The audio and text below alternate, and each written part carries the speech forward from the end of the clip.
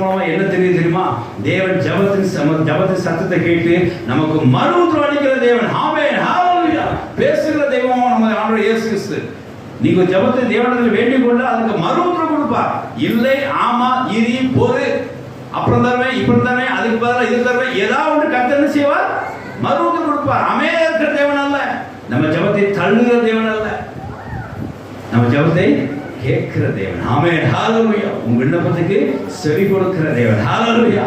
செவி கொடுத்து என்ன, அதுதான் இந்த வார்த்தை எதுக்கு அடுத்த ஏன் சேர்க்கணும் தெரியுமா? செவி கொடுக்க மாத்திரமல்ல, அவர் நமக்கு என்ன செய்யறார்? ஜெபத்துக்கு மறு உத்தரவு. He is replying our prayer. Hallelujah. உங்க ஜெபம் வந்து டினைட் ஆகாதுங்க, உங்க ஜெபம் மறுக்கப்படாதுங்க. Your prayer will not be got ignorance. அவர் அதை கண்டுக்காம இருக்க மாட்டார். நிச்சயமா உங்க ஜெபத்தை கண்டுகொள்வார்.